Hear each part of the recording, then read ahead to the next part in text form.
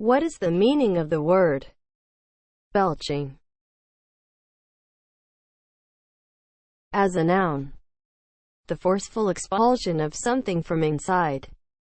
Examples of use: the belching of smoke from factory chimneys. Belching is spelled B-E-L-C-H-I-N-G.